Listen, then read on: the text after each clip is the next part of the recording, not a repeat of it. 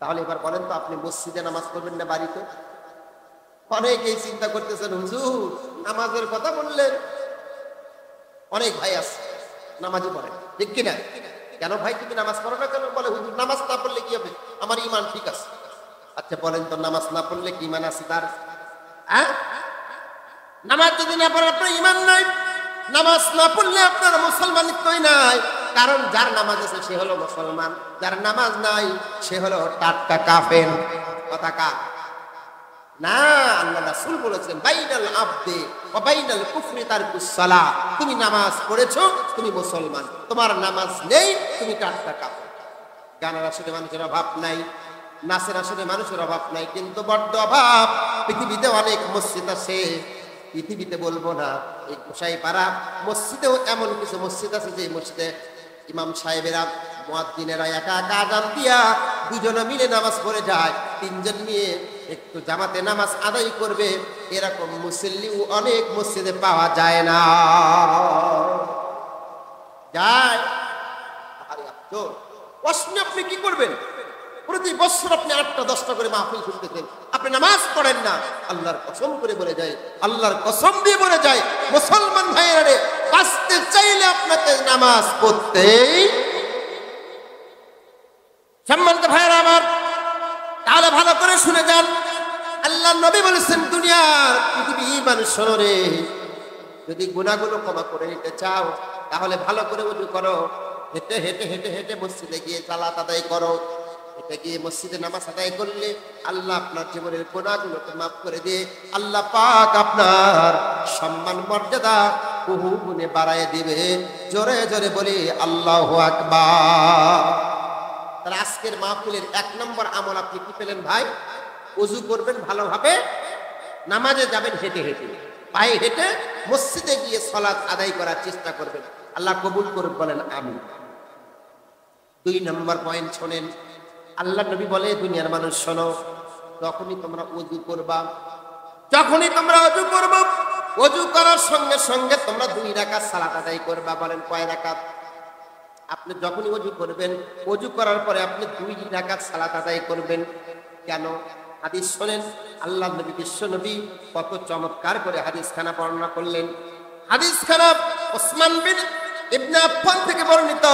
তিনি বলেন, আল্লাহর নবী বিশ্ব নবী চমৎকার করে বললেন, মান তাওয়াজ্জা নাহওয়া উযুই।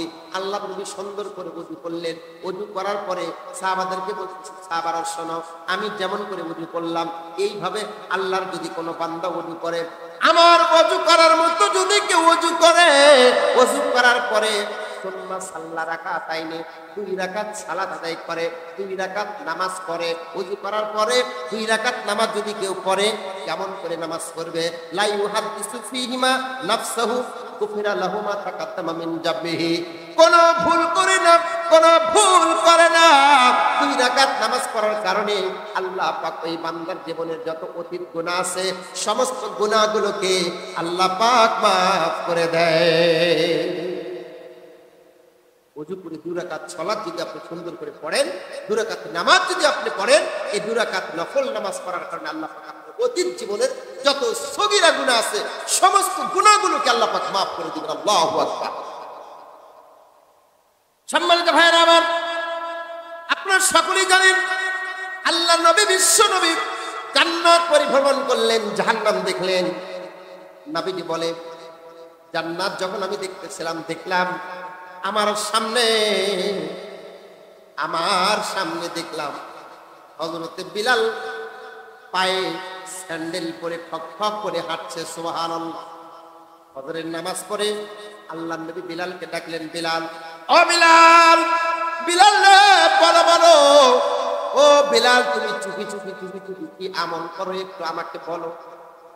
ভাই জানবো, আল্লাহর নবী বিলালকে ডেকে বলছেন, বিলাল রে, ও বিলাল, তুমি একটু বলো, গত রাতে আমি আল্লাহ পাক রব্বুল আলামিন আমাকে জান্নাত দেখালো, জাহান্নাম দেখালো।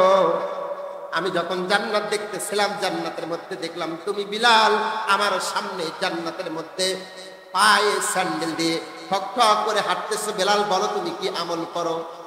বিলাল বলতেছে, ইয়া রাসূলুল্লাহ, ইয়া হাবিবাল্লাহ, আমি তেমন ভালো কোনো আমল করি না, তবে আমি বিলালের একটা ভালো আমল আছে, সেই আমলটা হলো আমি বিলাল যখনই ওযু করতাম, ওযু করার সঙ্গে সঙ্গে আমি বিলাল 2 রাকাত নামাজ পড়তাম।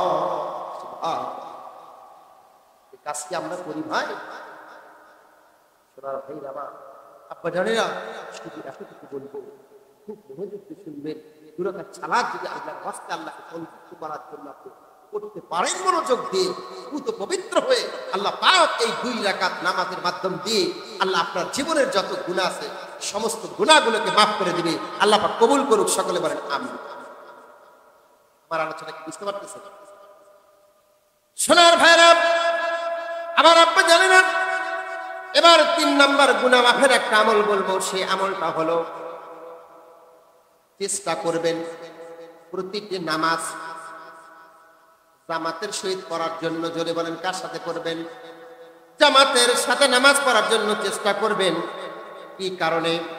আল্লাহর নবী বললেন, হাদিস খানা, এটাও ওসমান রাদিয়াল্লাহু তাআলা আনহু থেকে বর্ণিত। তিনি বলেন, আল্লাহর নবী বলেছেন, পৃথিবীর মানুষ শোনো, মান তাওয়াজ্জা, যে ব্যক্তি ওযু করবে, ওযু করার পরে হাসবাগাল উজুয়া, ওযুটা সুন্দর করে করবে, সুম্মা মাশা, অতঃপর ওযু করার পরে পায়ে হেঁটে হেঁটে হেঁটে হেঁটে মসজিদে যাবে।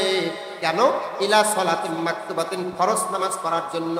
ফাসাল্লাহ মাআল ইমাম, মসজিদে যাওয়ার পরে ইমাম সাহেবের সঙ্গে যখন মানুষগুলো জামাতের সাথে নামাজ পড়বে, এই জামাতের সাথে নামাজ পড়ার কারণে আল্লাহর নবী বলে, গুফিরা লাহু জামবুহু, তার জীবনের যত গুনাহ আছে আল্লাহ পাক তার জীবনের গুনাহগুলোকে সঙ্গে সঙ্গে মাফ করে দেয়। জামাতে নামাজ আদায় করে আল্লাহ পাক বান্দার জীবনের গুনাহগুলো করে। সম্মানিত ভাইরা আমার, ছোট্ট একটা হাদিস আমি আপনার সামনে তুলে ধরতে চাই। বন্ধুরে, এত পবিত্রতার কথা কেন বলছি, নামাজের কথা কেন বলছি? আল্লাহ নবী, বিশ্ব নবী তার সাহাবাদের সামনে বলতেছেন, সাহাবারা শোনো, ও সাহাবারা মনোযোগ দিয়ে শোনো, আর আইকুম লাউ আন্না নাহারান বিবাবি আহাদিকুম ইয়াগতাসিলু ফিহি কুল্লা ইয়াউমিন খামসা মাররা হাল ইয়াবকা মিন দারানিহি শাইউন ক্বালু লা ইয়াবকা মিন দারানিহি শাইউন। নবীজি বললেন, সাহাবারা, ও সাহাবারা, তোমাদের ধারণা কি, তোমরা কি মনে করো, তোমাদের বাড়ির সামনে যদি একটা পুকুর থাকে, সেই পুকুরে যদি একটা মানুষ দৈনন্দিন 5 বার গোসল করে, আচ্ছা বলেন তো, আপনি যদি একটা পুকুরে 5 বার গোসল করেন, আপনার কি শরীরে কোনো ময়লা থাকবে? কথা বলেন।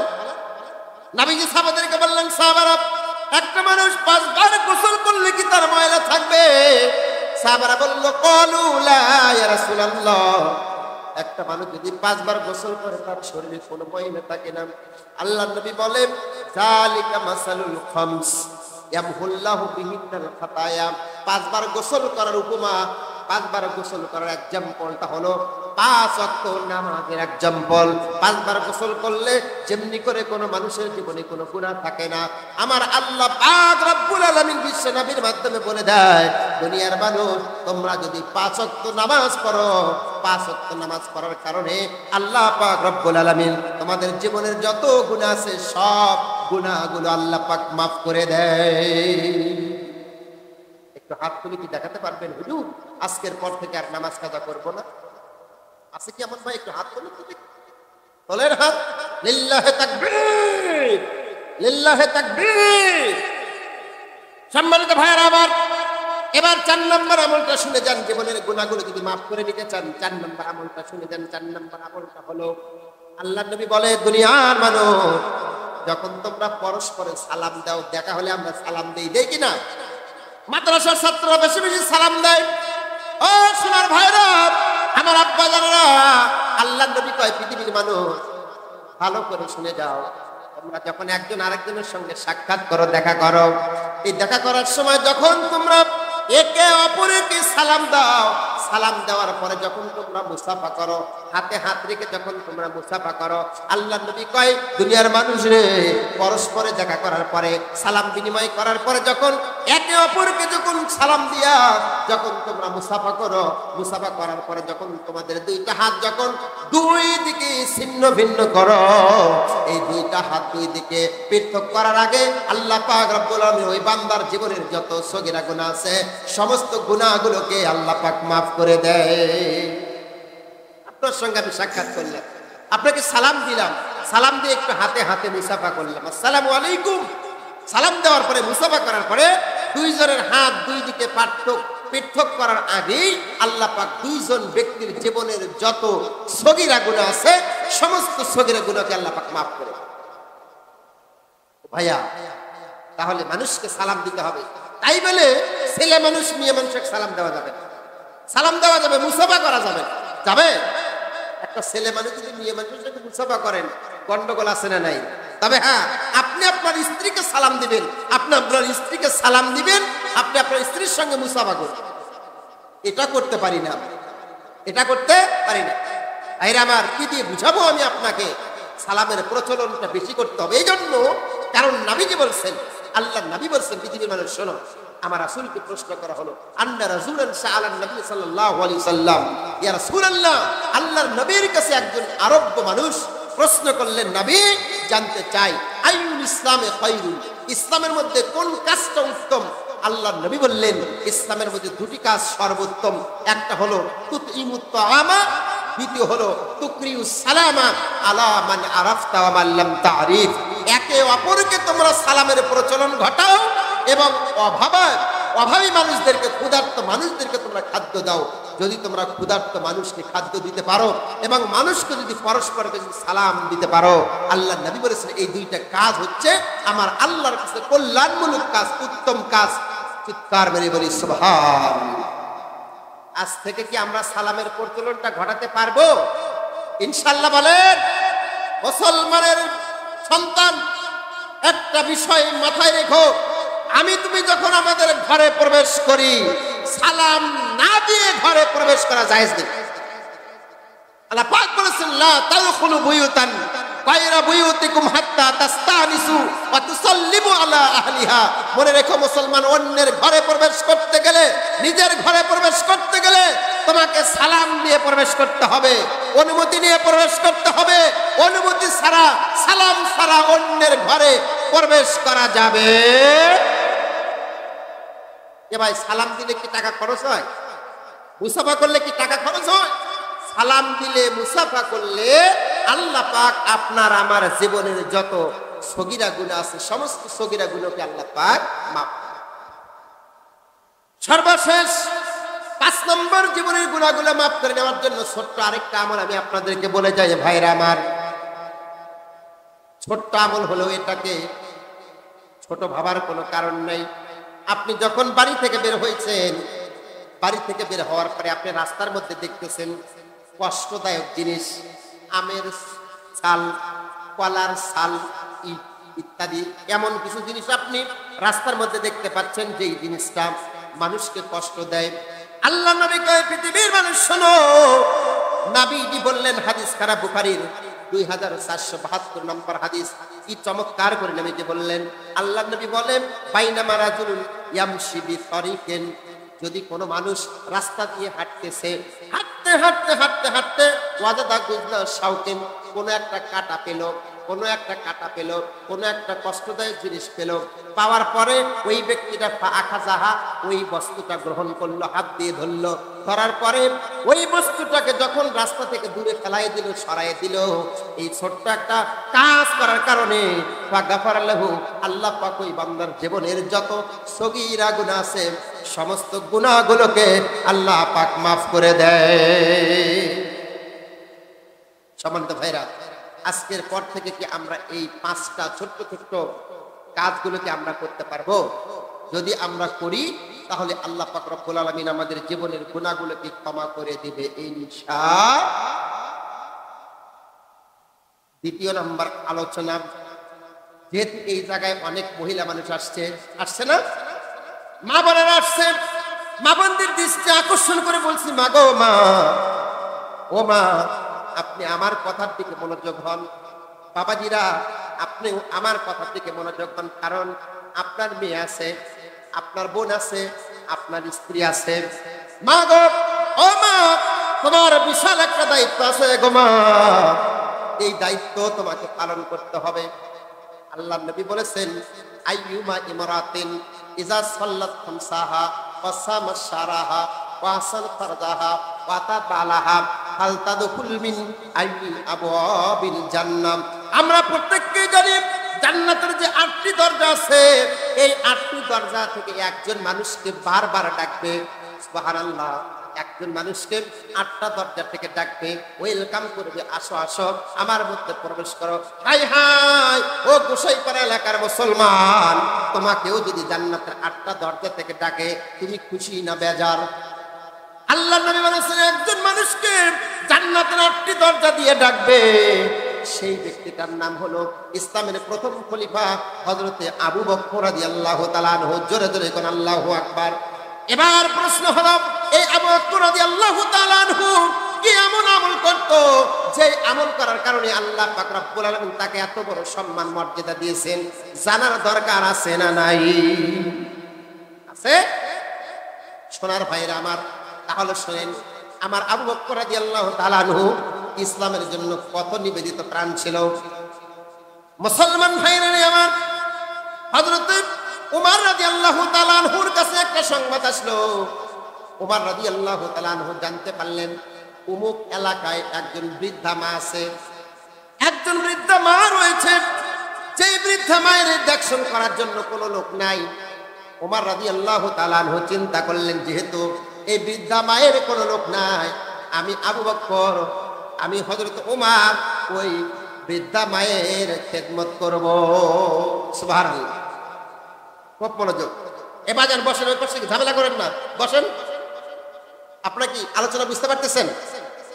আবু বকর রাদিয়াল্লাহু তাআলা আনহু এবং উমর রাদিয়াল্লাহু তাআলা আনহুর মধ্যে ঘটনা ভালো করে শোনো। হযরত উমর চিন্তা করলেন, হাই হাই, অমুক এলাকার বৃদ্ধা মানুষ রয়েছে, ওরকে দেখশন করার কোনো লোক নাই, সুতরাং আমি যাব তার খেদমত করার জন্য। এবার হযরত উমর রাদিয়াল্লাহু তাআলা আনহু ফজরের নামাজ পড়লেন। নামাজ পড়ার পরে, নামাজ পড়ার সঙ্গে সঙ্গে চলে গেলেন সেই বৃদ্ধার বাড়িতে। যাওয়ার পরে বৃদ্ধা মাকে ডেকে ডেকে বলতেছে, মা গো, ইফতাহিল বাবা, দরজায় করাঘাত করলো, মা দরজা খোলো। ভিতর থেকে আওয়াজ আসলো, কে বাবা, তুমি কি? বাহির থেকে বলল, আমি খাত্তাবের ছেলে উমর, আমি এসেছি আপনার খেদমত করার জন্য। বুড়িমা ভিতর থেকে বলতেছে, বাবারে, আজকে বড্ড দেরি করে ফেলেছো, আমার খেদমত করার জন্য তুমি এসছো, কিন্তু তুমি জানো না আমার খেদমত একটু আগে একজন লোক আমার বাড়ির সব কাজ করে দিয়ে চলে গেছে। সুবহানাল্লাহ। হযরত ওমর চিন্তা করলো, হাই হাই, এত সকালে আসলাম, কে এমন লোক, কোন ভাই এসে বৃদ্ধা মায়ের কাজগুলো করে দিয়ে গেল, বুঝতে পারলাম না। আবু বকর চিন্তা করলো, আজকে যেহেতু ফজরের পরে এসেছি, একটু দেরি হয়ে গেছে, আমি আগামীকাল এই বৃদ্ধা মায়ের কাজ করার জন্য আরেকটু আগে আসব। আল্লাহু আকবার। আমিরুল মুমিনিন, খলিফাতুল মুসলিমিন হযরত উমর দ্বিতীয় দিন বৃদ্ধা মায়ের খেদমত করার জন্য ফজরের একটু আগে তার বাড়িতে আসলেন।